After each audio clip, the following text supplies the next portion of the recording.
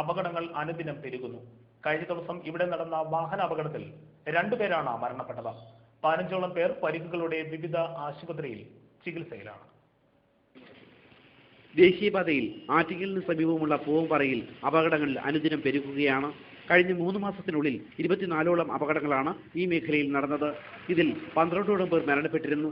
വലുതും ചെറുതുമായ അപകടങ്ങൾ പൂവമ്പാറയിൽ ഇപ്പോൾ നിത്യസംഭവങ്ങളായിരിക്കുന്നു. കഴിഞ്ഞ ദിവസം ഇവിടെ KSRTC ബസും ചരക്ക് ലോറിയും കൂട്ടിയിടിച്ചുണ്ടായ അപകടത്തിൽ 2 പേരാണ് മരണപ്പെട്ടത്. 15ഓളം പേർക്ക് പരിക്കേറ്റു. ഇവരിപ്പോൾ വിവിധ ആശുപത്രികളിൽ ചികിത്സയിലാണ്. കഴിഞ്ഞ ദിവസമുണ്ടായ അപകടത്തിൽ ബസിന്റെ പിൻസീറ്റിൽ യാത്ര ചെയ്തിരുന്ന 2 പേർ തൽക്ഷണം മരണപ്പെടുകയായിരുന്നു. പൂവമ്പാറ അക്ഷരാർത്ഥത്തിൽ അപകട മേഖലയായി മാറിയിരിക്കുന്നു. ഡ്രൈവർമാരുടെ അശ്രദ്ധയും അമിത വേഗവുമൊക്കെ തന്നെയാണ് അപകട കാരണങ്ങൾ.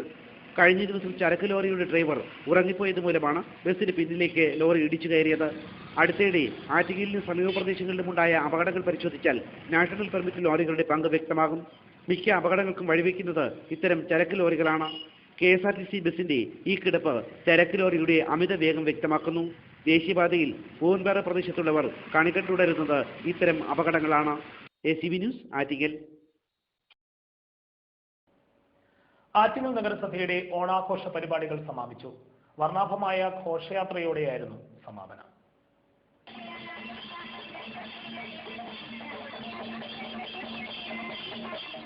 ആറ്റിങ്ങൽ നഗരസഭയുടെ ഓണാഘോഷ പരിപാടികൾക്ക് കഴിഞ്ഞ ദിവസം സമാപനമായി.